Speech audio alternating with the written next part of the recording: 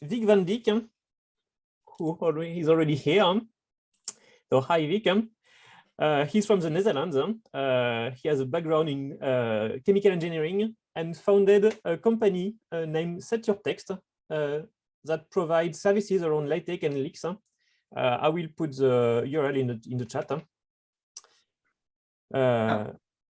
And today, Vic, you will speak about plotting beautiful graphs, if I understood well. We chatted yesterday on Topia, and Vic told me that he would keep his talk short, about 20 minutes, to have plenty of time for questions and discussions. So please, to everyone, prepare your questions, and I think we will have a great time discussing after. And now, Vic, I'm eager to listen to you. Thank you very much. And indeed, I will try to show some examples in a presentation that I will put now on the screen. And I am very glad to receive your opinions, etc., and other ideas on this. I think you see it now. The first sheet. Indeed, my talk will be about R and LaTeX, about typesetting the graphs in a reproducible way in your report or whatever you are typesetting. So I will center on this typesetting in a dynamical way, so that when things change in your data or whatever, then also the typeset products can be changed without much effort. And also I will talk about typesetting, of course, your graphs in a corresponding style of your document, or in a totally another style, but anyway, that you have control over the style these graphs are in. And I also think it's very important to be transparent about the calculations you perform for making these graphs or other research outputs, so others can check what you are really doing in a mathematical way. Well, I'll try in this talk to bring my experiences forward, and I hope that you will also bring your experiences, questions and ideas and other wisdom forward during this talk or after the talk. So what made me make this presentation was the realization that in hindsight, I think, okay, if only I knew during my studies what I know now, because during my studies, I was tossing around this data, these graphs, these spreadsheets with all the results, and then something was wrong and you had to remake like 10 graphs, or you wanted another color or whatever. And then, yeah, it was really lots of effort for me to make sure that in the final product, everything would be consistent and nothing would go wrong. Of course, I could have done better at that with what I know now, so I will try to share the knowledge now. I divided the talk in three parts. First, I will show you an overview of the techniques I use. Then I will show you the examples I made. I think that's the most interesting part of the talk. And then I will close with the possibilities I see. And I hope that leads to further discussion with you in the audience about what possibilities you see. So to start with the techniques that I used. Of course, I use LaTeX. Personally, I use it via LTEX because I wanted always the graphical user interface. And I believe also for people who do not use LaTeX yet, that's really a nice way with a low threshold to start using LaTeX. But of course, you could also omit the LTEX part. Of course, I use R. I started using R via RStudio. And then there's the great R and LaTeX package Knitr. And Knitr basically ties R to LaTeX, makes sure that the output from R is input into the LaTeX in a really nice way. And I believe the Knitr, it employs in the background, it employs the TikZ program that you also know well, I guess. So about R, this is a free open source programming language. It's used originally, I think, mostly in statistics and in finance, but there's many more applications available. And I believe also in many more fields it's being used right now. Yesterday in the conference, I heard also about people in genomics, biology using this. Connection to other languages is possible from R. So I think that's a great point, that you're not bound to R only, that you can also use other systems if you want. And what I also see is there are some great plotting features. Mainly I use then the R package ggplot2, and it makes possible really nice plots, I think. And then next sheet for an example of how this looks like when you are in LaTeX. So this here, I think you see my pointer now, is the LaTeX window. And there you can see some code, the LaTeX code, or in this case, even R code. And you see that with this read chunk code, you can read in your files with the R code. So there is no need to redo your work in R or whatever. You have your R project with R code, and you can load certain parts into LaTeX. And Knitr is behind the scenes making this all possible. And then when you want to typeset a plot at a certain part in your LaTeX or in your LaTeX document, then you can execute some R code, because the previous screen I only loaded the R code, and here it's being executed. So for example, in chunk 2, here I call a function, this plot NO2 function, which delivers a plot. Basically, this is the LaTeX document behind this presentation, so you will get to see these plots in some time. It's not limited to only one line of code or something. You see here there is some more lines of code.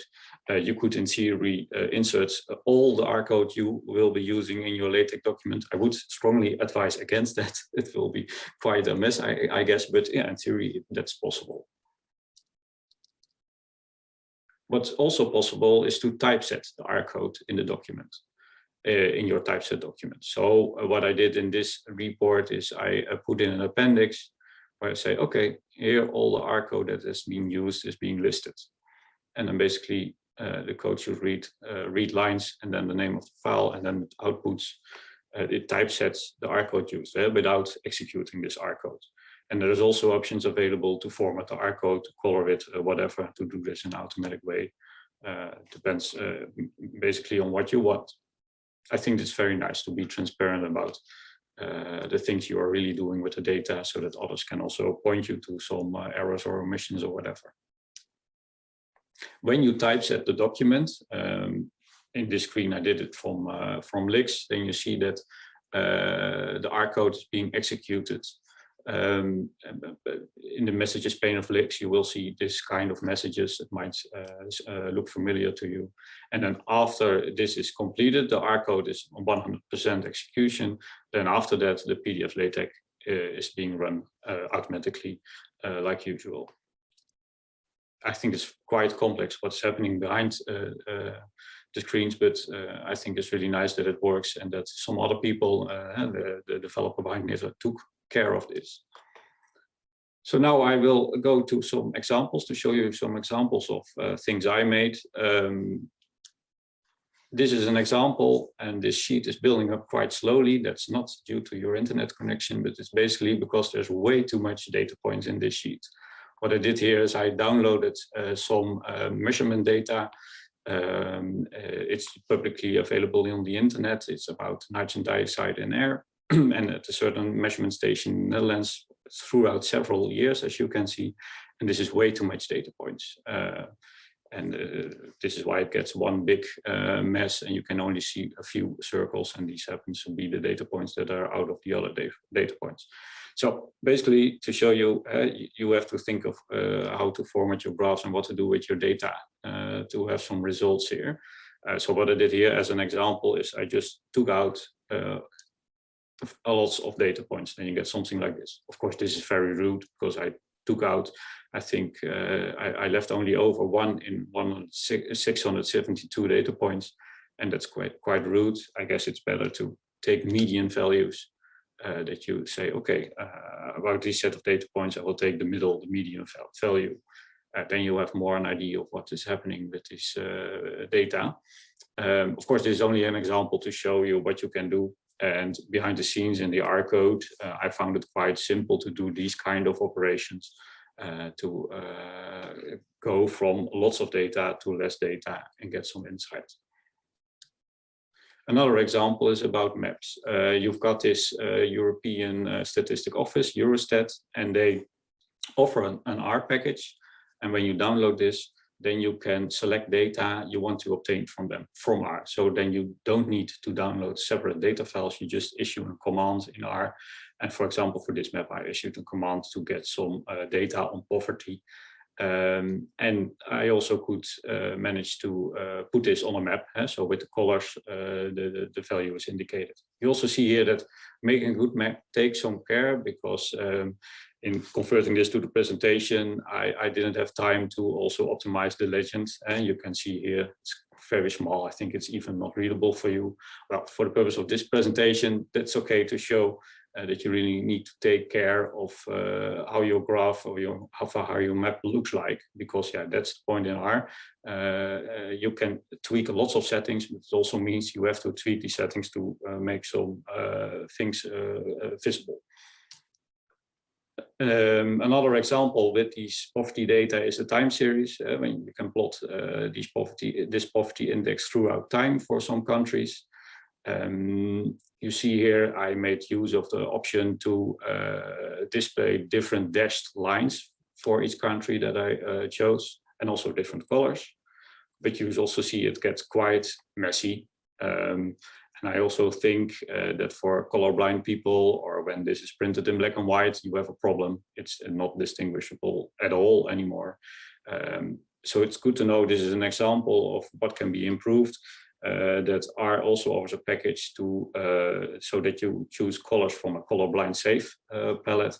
And there's also an option, I will show it in some coming graphs, to change the symbols of the graph, so you can always, also without color, distinguish the different lines.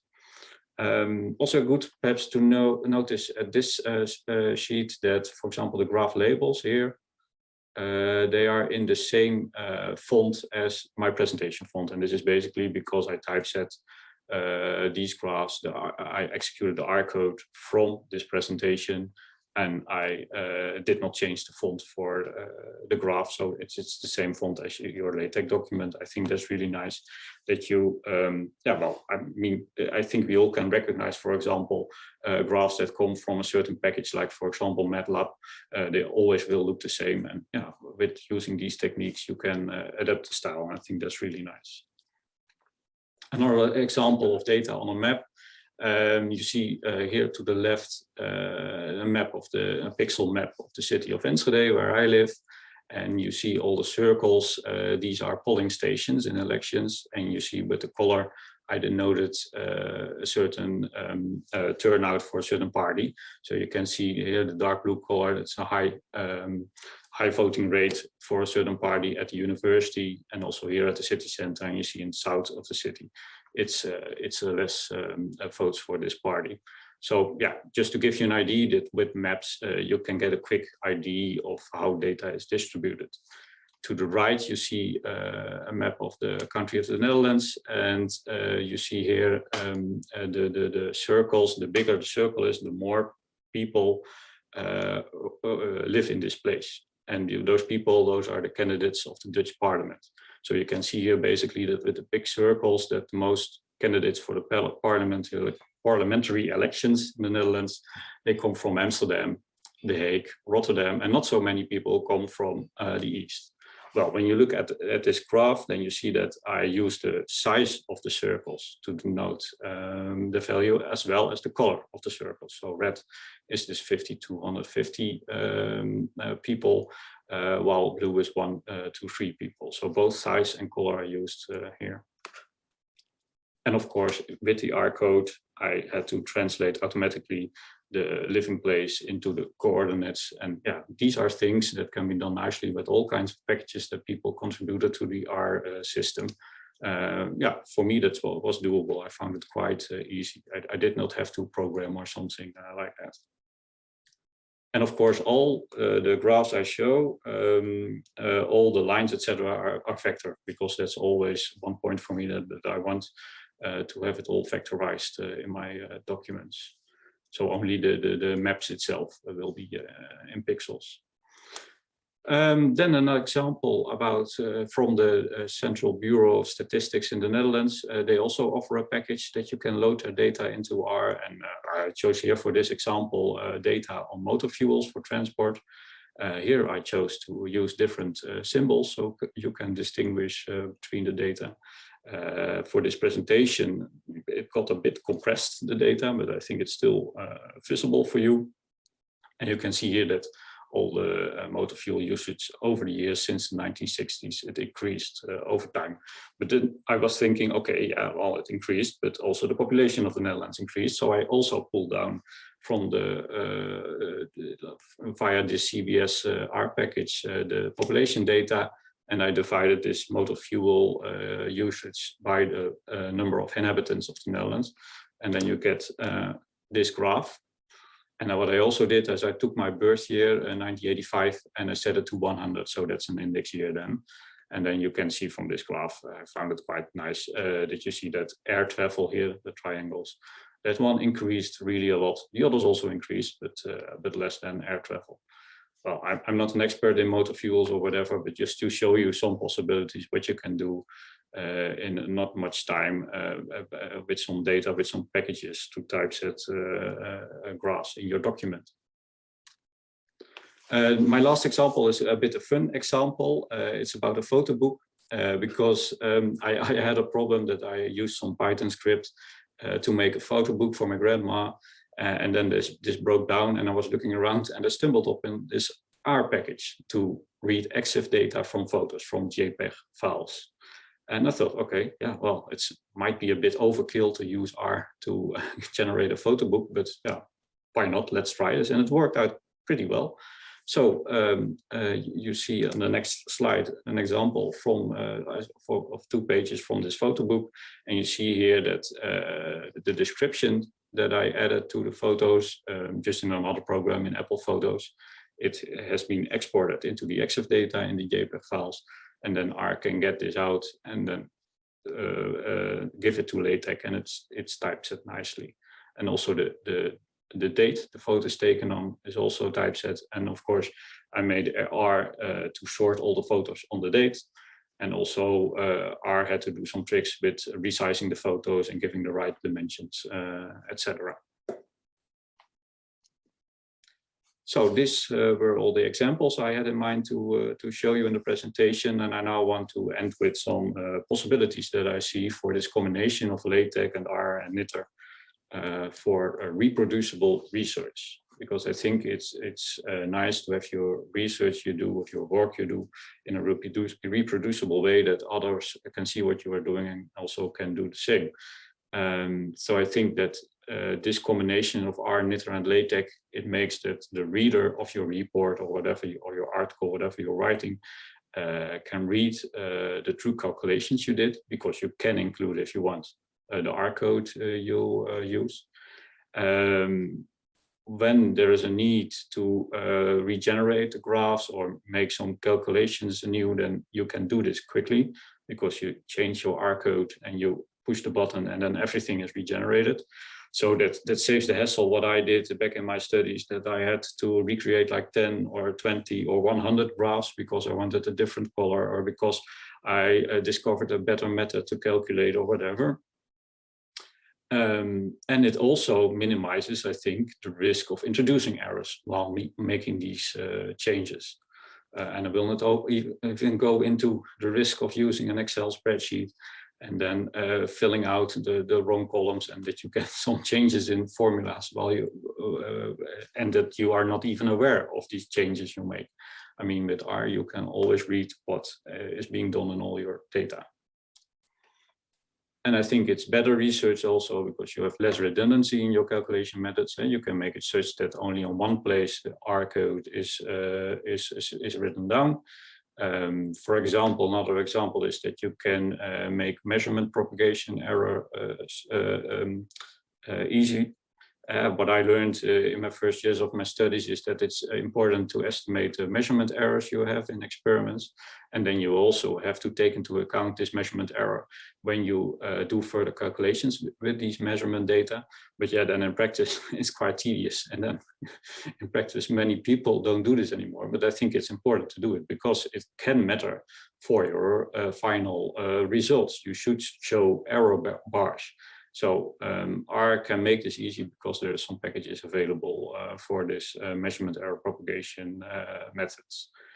Like I said, there's dynamic connection possible from and to R. I read about C++, MATLAB, Python, Fortran, Java, and I think there's many other connections you can make.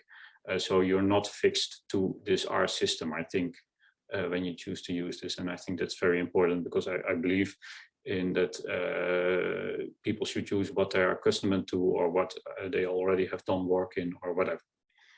And then, yeah, I think that the main idea is that, yeah, you can write about your research project, and you can process the measurement data of your research project at once using these tools. And I think that's better than waiting to the end for the end of the research project to write everything, because that's then can become quite a big hurdle for people to do all the writing at once. And with this parallel writing and processing, it's also nice, I think, for other people to see what you're doing, etc. So basically, that was what I wanted to, what I planned to tell you. Of course, I can elaborate on many points more, but anyway, I'm mostly, I would like to get some ideas from the audience. That would be very nice. Some reflections, some experiences you have yourself, or whatever, or questions, or whatever. And of course, after the presentation, it's also possible to contact me. I guess it's via the website setyourtext.com. That's very easy. So thanks a lot for listening, and happy to take your questions or suggestions. Thank you so much, Vic, for your talk. You're welcome, you're welcome. I stopped the share, but of course we can go back to the presentation if people want that.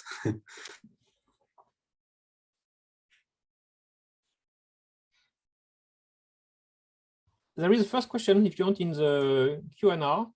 Yes, I'm also reading now. Oh, the Q&A, yeah.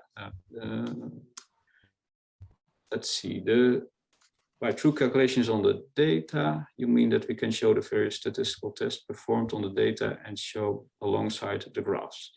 Yes, yes, that's what I mean. So I presume in the R code you perform your calculations. For example, you in the nitrogen dioxide example, I took the mean value of a set of values. Well, there's then the R code, take the mean. And you can show that alongside the graph or in the appendix or whatever. And you can even, of course, you could copy this R code, but it would be best, I guess, to really reference from the LaTeX document to the lines in the R file. So when you change the R file, when you change your method, it's also being changed in your LaTeX document. I hope that answers the question, and otherwise we will hear. I hope. That's all. If you have a mic, you can also speak if you want. Okay. Thank you very much for your talk, Vic. I had a look at your website, I have to say, shortly before this talk, and I'm impressed by your focus on the user experience.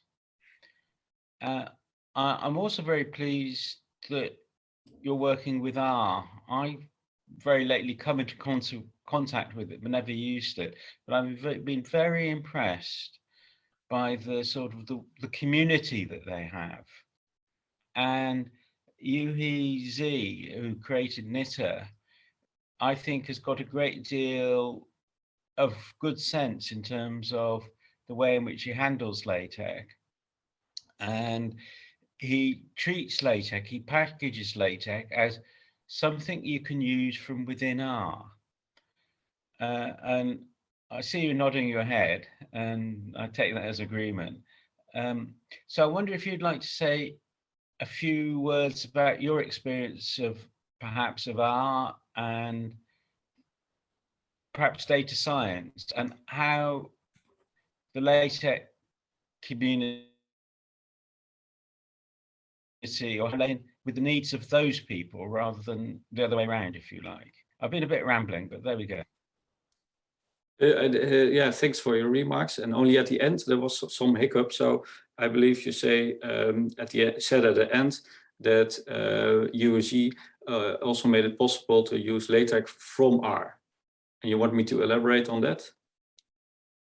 Yeah, okay. Yeah, well, actually, R was also for me a discovery like a few years ago, only because a friend of mine said, oh, you should look into R. And I looked, and I was also blown away by all the packages I saw in all kinds of different disciplines. And I must say, I also saw some comments of people like, oh, Python is better than R because, and it's better not to use for programmers because R is quite different from the usual programming stuff. But then other people said, yeah, but once you have gotten used to R, then it's quite usable.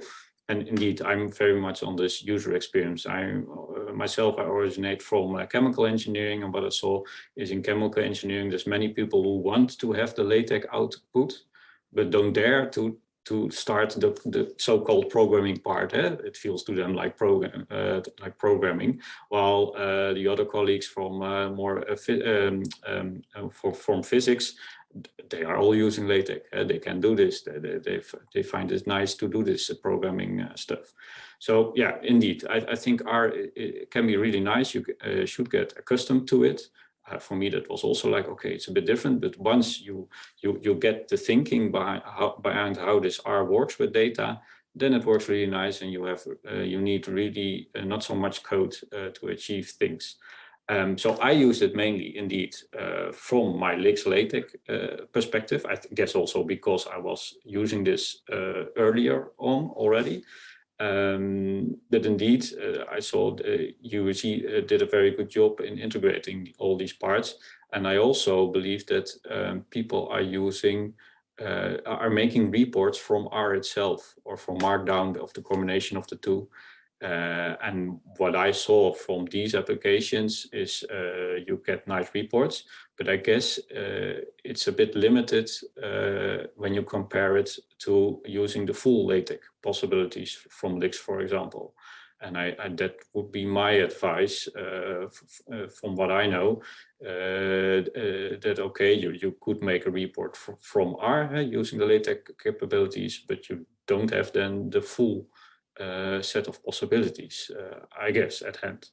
But you might differ in opinion, or you might be thinking about something else, Jonathan, I don't know. I'm very pleased with your answer, Vic, particularly as it's based on more experience than I have.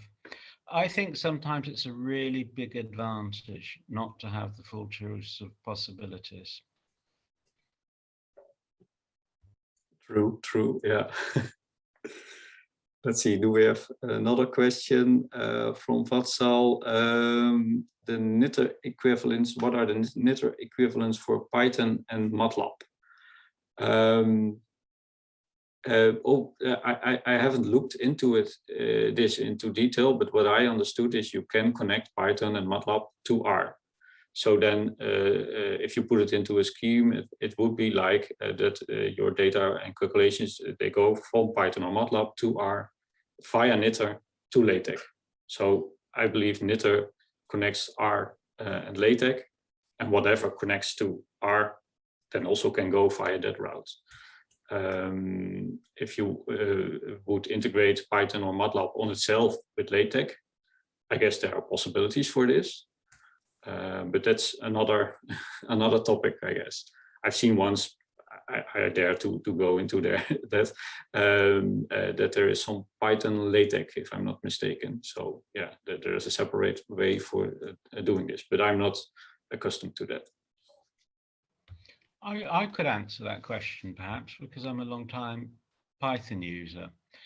The equivalent to Knitr for Python is their documentation system, which is originally based on LaTeX to HTML. And they developed their own language called restructured text. And the Python documentation, which is very, very good, is written in restructured text and can be compiled to HTML or EPUB or LaTeX. And you can put restructured text in your source files, and the tool chain will extract it from the source files to create documentation for the project. Now, as I realized that, I thought, but it's not for producing reports. And I realized that R is a language for data scientists to use, and data scientists need to produce reports. Python is a language for programmers to use. The users of Python are also programmers. And so they need documentation, and they need to document the stuff that they're doing. So it is the equivalent. The data scientist wants to produce a report for the general public. The programmer, particularly the sort of programmer's programmer, wants to produce documentation for other programmers. So it is the equivalent, but it's for a different audience. Another point of overlap, if you like, is that RStudio, Knitr uses R Markdown. It uses Markdown, and so you don't directly write LaTeX.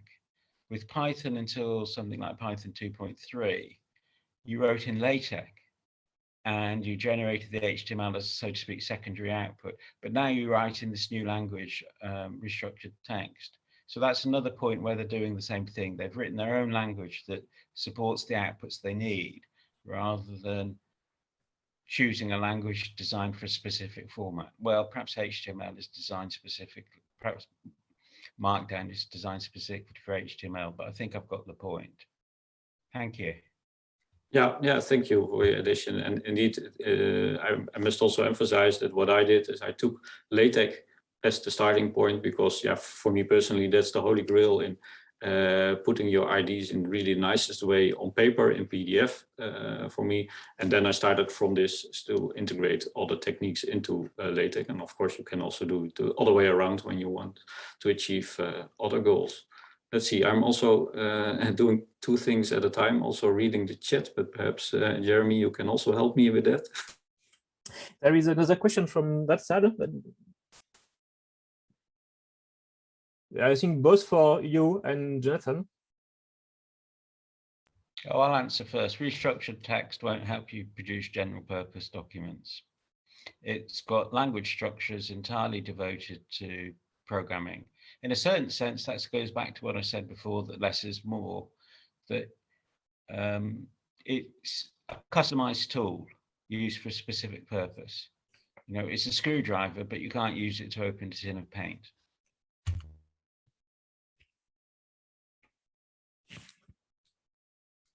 Okay, thank you for answering. Because I'm not so much into Python, so that helps. I think in the chat it's nice remarks, not so much questions. So I look to the chairman. You always have to describe who you're looking at in Zoom. I have a question about one of your examples, the one with maps, where you have circles on the maps. So you told that the maps themselves are bitmaps, are pixels. Yes. Are they taken automatically from OpenStreetMap or something? Is it a package that does that for you? Yeah, indeed. So also there are some map packages in R, and I had to fiddle around because some of these map types did not work. But indeed, I think the one I showed you was OpenStreetMap. That one worked, and you can download the pixels for the area you want, and you can also store it, so you don't have to download it every time. It's also nicer for servers, etc. So yeah, in mapping, there's really lots of tools around. Also, the tmap package is really great in putting data on maps and doing everything with coordinates. And you must also realize I did not even show you very advanced examples or something. I mean, if you Google on ggplot2 examples, for example, you will see all kinds of fancy plots. There's really lots of possibilities. And that's also, of course, the caveat that you must think of what your aim is with showing your plots. What do you want the reader to realize, and what do you need for that? And do not put in too much fancy stuff, because it might also distract. I guess that was also the point Jonathan wanted to make. Yes, that's the point of data visualization. Really help the reader and not overwhelm him or her with data. No, I mean, it's not art that I try to make. Matthias in the chat had a remark about compressing data. Yes, I see. So yeah, perhaps he can tell himself about it if he's still here. Matthias, if you're still here, you can, I guess you can still jump in. Huh?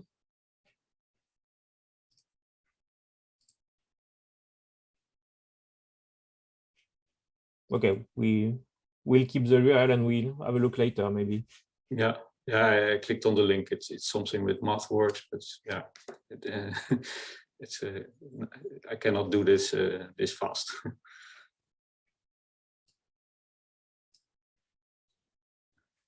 In your case, there was a technical issue with too many dots, so that made the plot unreadable for the human and unloadable for the computer. I've had the same case for several kind of data. For the human readability, you have also other technical ways of dealing with the data, with showing the density of the dots sometimes. And for the computer problem, usually when in PDF, when you have too many points, you should just go to PNG format. That's less satisfying, but Yeah, indeed. Yeah, and I was also pushing the limits there. I also wanted to show the people what happens with too many data points, just for the educational point of view. But indeed, for typesetting this, I also had to increase the tag memory, because otherwise it would run out of memory. And of course, you're then a bit abusing the system. Yeah, of course you can make also pixel exports like PNG or whatever if you want to, but I guess it is not needed. I mean, if you design your graphs carefully, then it will all be in the limits. And indeed, you can also make the decision to go to other kind of plots, like these density plots or whatever. And really in R, there is really lots and lots of options on all these plots. And if it's not in the package you're using, then it might be in another package. Yeah, there's lots to discover there.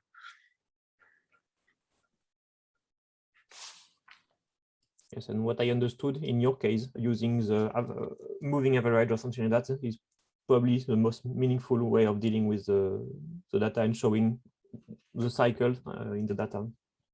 Yeah, and it also depends on what you want to show. I mean, I will put in the link on my website. I put the total amount of graphs I made for this project. And you can also, what I found interesting is to make a cumulative view of these measurement data. And then you get this increasing line. And well, it's in the report there. And then you also could take the derivative of this. And then you get another kind of plot.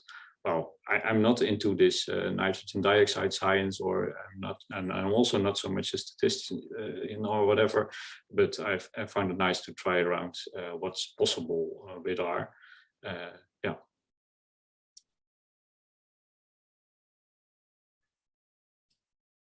Okay. We still have a few minutes for questions. Yeah, people, is there something on the YouTube perhaps that we're missing right now? And otherwise, it's also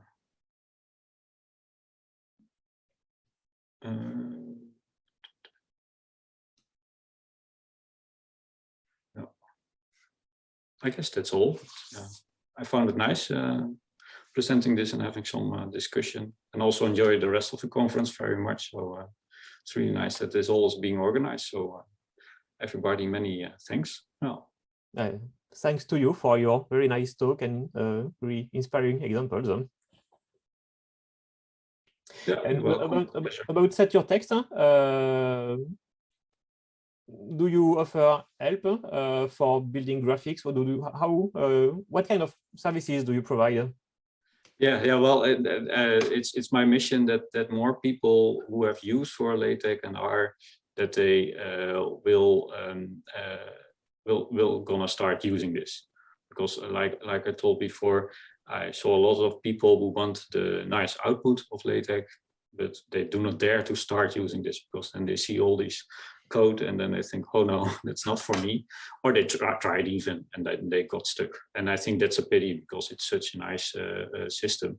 So what I try to offer is to offer some assistance that people can learn to use it with the focus on their applications. Because I think for many people it starts with the research work or other work they have to do, and it starts for them not so much in the interest in what LaTeX is. And I think the people who are interested in LaTeX itself, like many of the people here at this conference, they will manage. I mean, I don't think that I will be able to offer much support to them, but it's more the people that do not manage, that do want, they're resorting now to the other systems like Microsoft Word or whatever, and they, in essence, are not very happy with what they can do there, but they don't know how to get further along with LaTeX or R or whatever. So yeah, that's my mission, to help people with that, to give some courses, to offer some assistance to get them started. Yeah, and I think also my work is also now going more into the reproducible research area. I see that's now becoming of more importance, and the tools are there to do this. Yeah. Okay, nice. Probably you will be contacted by people, by attendees of the conference. Huh? Yeah, that would be great. And also if you have got other ideas, or you say, oh, Vic, you should look into this or that or whatever, that's really nice. Yeah. Okay. Thank you again, Vic.